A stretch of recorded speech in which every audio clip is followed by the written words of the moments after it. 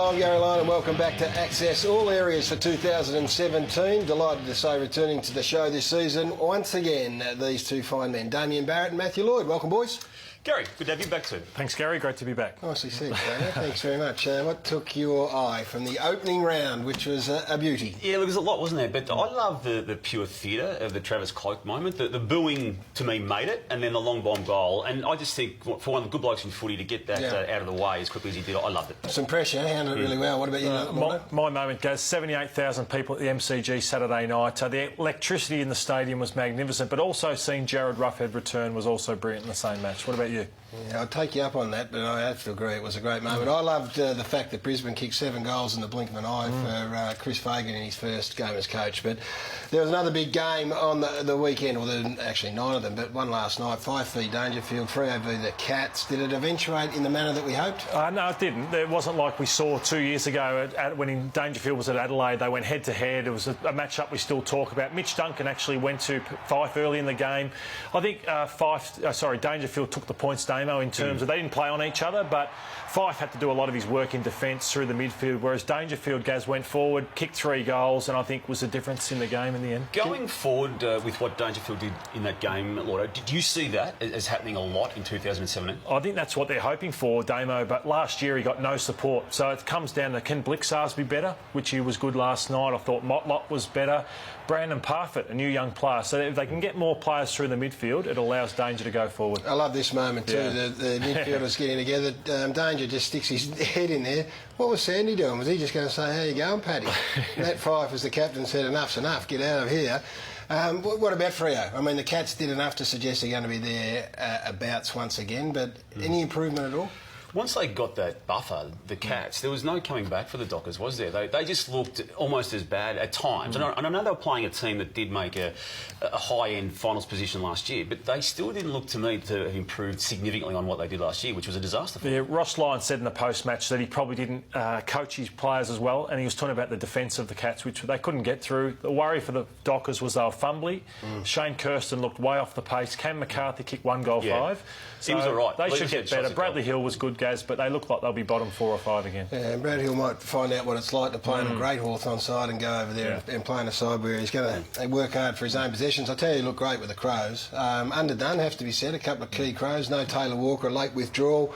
Came up against the GWS red hot and absolutely put him to the sword. And well, Charlie Cameron played one of his best games, but their goal-scoring options without Walker wasn't an issue in the end. Well, there's Menzel even having an impact amongst that issue, and Eddie Betts did what he always does and managed to kick 4 again, Lordo, and on target again for a 70-plus goal season. But look, Rory Atkins too was good. He had a very good year last year, and if he can add a couple more strings to his bow like he is there with that goal kicking, it's crucial. Fatheads, Giants maybe.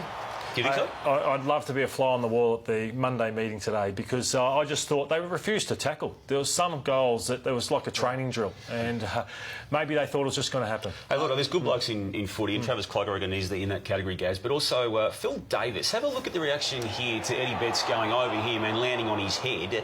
He's only got concern for one thing there, Gaz, and I like it. Nice touch. Yeah, I would have had concern for the ball, probably.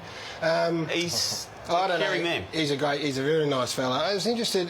I put him in the Pavlich category in terms of leaders. And Matthew Pavlich, in hindsight, looked back and has said at times he could have been harder as a leader. I'm not sure about how Phil's rolling at the GWS, but I hope he's leading with a pretty stern hand. I just hope he's not too nice, Damien. No, I don't think he can be too nice. He did. Well, you can be. Well, his team got to the pre-league final last year, and it wasn't through his captaincy that had them fall short. Hey, Nick Rivold, there was fears, weren't there, when he went down late in the game. His team's lost to Melbourne, and it just looked really bad. But he felt himself. I spoke to him yesterday, and he's now embarrassed about the carry-on, as he terms it, now with how he reacted to that knee injury. But bottom line is, there's a small issue with a capsule in the back of the knee, no structural damage, and as he said, these are his own words, I dodged a bullet with that. Probably minimum 2 weeks, maximum 6, but it's better than career ending as it was going to be. Jamie Cox said today they're hoping that maybe 2 weeks. He shouldn't be embarrassed though. I mean, that was, looked to all intents and purposes, might have been the year, and thank goodness it wasn't. You spoke off the top, Matthew, about the Bombers, and it was a magnificent game to watch. The emotion was always going to be there, irrespective of the result, but I don't think they could have written a better script in the end. everyone thought they were going to fall over in the back half of this game and get it run over, and it went the other way. They were too quick for the Hawthorn. I just thought Fantasia, Tippin Woody, Darcy Parish, Zach Merritt continued his great form, and I thought the returning players were brilliant. Joe Watson didn't have his best game, but Dyson Heppel, just when the game was in the balance late, Gary, first game as captain, he just turned the game. And I love this. This was my favourite moment of the whole weekend, is when he took a mark. It was a really good mark, by the way, in the middle of 4 Hawthorn players. And Brendan Goddard, as he can do, he demonstratively wanted it. And Dyson said no. Then he said, go over there, and he said, listen, relax, I've got this. I'm the captain. I'll take the responsibility.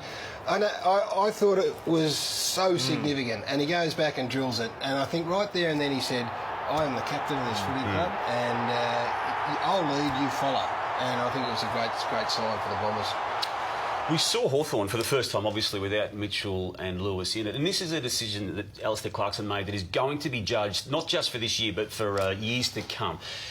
They both had very good games. Mitchell probably best on ground for West Coast against North, and Lewis really set up the Demons win against the Saints. Lordo, now you've seen them play for other clubs, and now you've seen Hawthorn without them. What do you read of it? And Hodge sat in the grandstand, so for so many years you've just seen one of those players take charge. He's had 3 coaches, pretty much on-field coaches, Alistair Clarkson, which he didn't have, and on the weekend I was looking for a Gunston or a Rioli, one of those players to do something. So we're going to find out how good those guys are. Do you have doubts that they're capable of doing that? Well, Jager O'Meara, for example, he looked like a player who was playing his first game in a long time. Tom Mitchell was a star, but he's taken a short-term hit, Clarko, for the long-term gain. But still, I would have kept Mitchell for one more year. Would you? Yeah. 1 or 2 more years. People talk about all the Essendon players having a whole year off. Jared Rufford having a whole year off. O'Meara had 2 years off. First game in 2 years. He's going to be far better for what happened on the weekend than anyone else in footy this weekend. Yeah, no question. He'll come good and he'll be an outstanding player for them. But it's a reality of life that those Hawthorn boys will roll up to training at Waverley today and go, gee, it is a bit different. And just one thing on the Hawks. Schoenmakers, Sicily, Vickery, they're the type of players. They need to lift. They're giving a lot of opportunities to them, but they just aren't standing up. He didn't have to go. They were giveaways, Mitchell and Lewis, virtually by virtue of the fact that Clarko wanted to go a different way. But there's value picks always. You don't always have to have 1, 2 and 3 in the draft. And I just thought there were some really impressive performers on the weekend that came to their clubs in a different way. And the guy Hannon at Melbourne took my eye initially. I mean, he was coming in at pick 46. Fantasia, pick 55. McDonald, Tippin Woody was a rookie, and Cloak 76, Nankervis 45. So I thought they were really significant moments and the way forward for some sides that aren't always going to get early picks. Now, there's mass confusion about this third man up rule, guys, and we're only just going to isolate a few incidents. There's a whole lot more than what we're about to show. And the key here, and the boys have done a great job here at afl.com.au, is we'll put sound up first. So just have a listen to the umpire in his explanation as to why he paid the free kick. Let's nominate, please. Nominate Hawthorn, nominate. Hawthorn, nominate. Hawthorn, nominate. No. He's nominated. He put his hand up to nominate. There's no nomination. Third man up. Third man up. Hawker nominated and he nominated. He put the hand up. I call for a nomination where the hand went up. He's saying he's wing. He's saying he's wing. We'll sort it out later. Oh, there. You can't sort it out later, Shane, because it's the shot. The bottom line is that Shane nominated the player that Hawthorn is Billy Hartung, and you see Billy Hartung's face. He goes, "Don't point at me. It wasn't me." So what's he doing? When you heard the reference to the word wing there.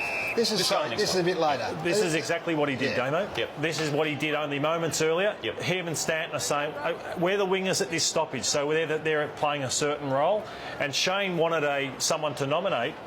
He wasn't getting that. Billy put his hand up to say to the rest of the players, I'm in this stoppage role to helping defend. And Shane took that as he was... Well, Tyrone Vickery was charging in. Yeah. He was the player that all the Hawthorn blokes could see was going to go as the ruckman. But So what happens if you don't get a nomination at all? What does the umpire do?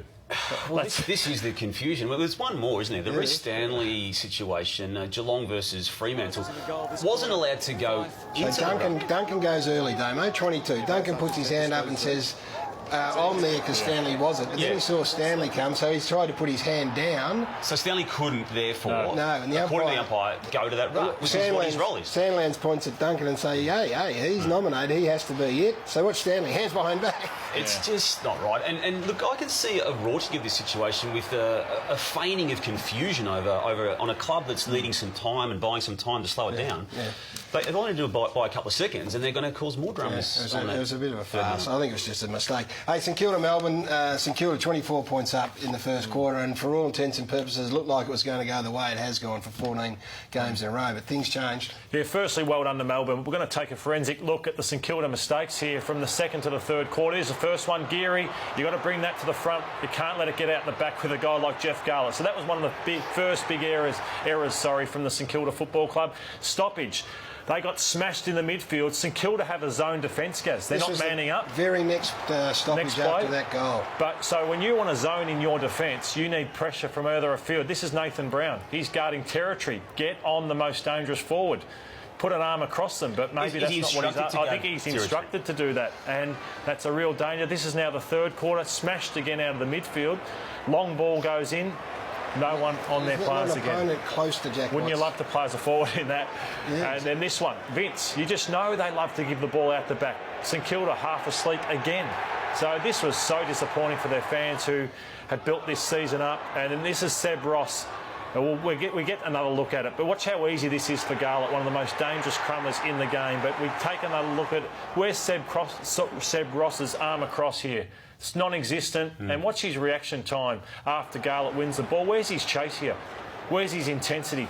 And that pretty much sums up the St Kilda afternoon. Great vision. Great vision. This one here, we're going to count how many St Kilda players are at this contest compared to how many Melbourne players. Ends up with a Nathan Jones goal. Oliver's hands were magnificent. But have a look at this. This stoppage here, let's stop it there and count the Saints. 7 St Kilda players against... I reckon there's 4 Melbourne players. So 7v4. And then have a look at how easy this unfolds and resulting in a goal. I mean, they imploded St Kilda. And you'd have to say, on the back of some of this stuff, and Alan Richardson will be going through this today, they almost, you'd say, they stopped thinking about the game and worrying about themselves. Well, Gary, they did a lot of talking over the off-season. I think they did more talking than the other club over the off-season about how well we're going and how good the future's going to be. Now, it's only one game, so I'm not going to write them off, but it was not a good showing first up. No, it was a really poor 3 quarters. But, I mean, that vision is damning. That's a team who, we did turn it up, but they stopped doing the sorts of things that are expected of them as a football club. Speaking of poor skills, the Pies were let down by the skill factor, weren't they, in their game against the Bulldogs? They got enough of it. They got inside enough. They won the ball. Their stoppage work and clearance work was great. They went inside 50, over 60 odd times, but as was the case last year, their kicking skills, I mean, this is fundamental stuff. You can't be missing those sorts of balls, and when you do, you pay. Again, one game only to judge them on in 2017, but was there anything that they showed in that game, Lordo, that makes you think that they may rectify this as the season unfolds? Oh, their skill level, that's something that, they've got to get the ball in the better ball users' hands, if they can, Treloar, Pendlebury, those types, but I thought their effort on the night was first class. I've seen some games last year where they turn it up. That wasn't the case on the weekend, so they'll be better for that run. Yeah, I agree. Know the rules would be the other message you'd be giving to young Jackson Ramsey, who found himself in the last line defence and the goal line, if you don't mind. There's Bontempelli, there's Crameri. He's within the required distance. Just step over. I mean, we've all had our say about this over the weekend. It's pretty simple. They'll just say, think it through. You know, you're under genuine pressure. You're within the goal square in terms of distance. Step back over the line. You would have been right. And Gary, you touched on Chris Fagan off the top of the show, man, who you're very close to. Beginning his coaching career at an age when others are getting sacked, but even after a win, and even when he had a 47-point lead, and even when the siren goes here, he is a man who is now aware of the stresses of this caper. I love it. Look at that. 1 point the difference. I'm not very close to him. I had some time at Melbourne with him, and I'm a big fan of his, and I was just wrapped that he got the result. But look, it's 7 goals to 2 at quarter time. He didn't think it was going to be a 2-goal game. But that's a great... Hey, don't underestimate. That is the Gold Coast Suns. All of a sudden, they find themselves under the pump. They do. Close loss, I think. And Sam Powell-Pepper on the weekend, is that the best performance for a first-year player on the weekend? Will he get the rising star? Just as tough as nails. Kane Collins has been banging on about this the whole pre-season. I reckon he's going a little bit too early. How many clubs have missed out on this guy? But his performance in tough conditions against the Sydney Swans. Obviously, a tough midfield, was first class. Hit the scoreboard as well. And who else, Slaughter, in that game impressed you the most? Well, I think Paddy Ryder could be the most important player at Port Adelaide. I think with Matthew Lobe, Gaz just doesn't do enough around the ground. And also Ollie Wines, he's got the next captain written all over him. It's a great start. It's a great start for a team under the pump and a coach under the pump. Hey, got a brand new segment, boys. Very excited about this in 2017. It's time for the Lift hard-hitting moments. I'll go first. Murphy v Howe. Nice, strong contest. I'm glad that Rob Murphy got down low enough so there was no head-high contact in that. But both players' eyes on the footy. Nice one, Gaz. Nice one. Hard-hitting moments. These are right up my alley, Gary. This is Dylan, Robert and Billy Stretch. I reckon mine trumps yours. Yes, nice work from both players. Hey, I reckon you missed the hardest one of all. It was involving Darcy Moore. What a hard hit this one was. Bang! What a hard hit that was. He lost it in the lights, I think. Damien, we're trying to do a serious segment here, not just like a joke. I mean, come on, let's be honest. That wasn't on the running sheet. He's brought his own. There we go, Lift hard-hitting moments. We'll have those each and every week. In actual fact, the hardest hitting moment, you missed it all, boys. I went down through the archives and looked at this one. This is a hard-hitting moment. For a little Tubbsy there, got one right in the chops, and look how tough he is. Yeah. Look at this. Is that your best? Just pointed at the head and said no effect at all. Hey, very nice start. Nice season opener. Look forward to joining you boys throughout the course of the year, and thank you for joining us on Access All Areas. We'll be back next Monday. Goodbye.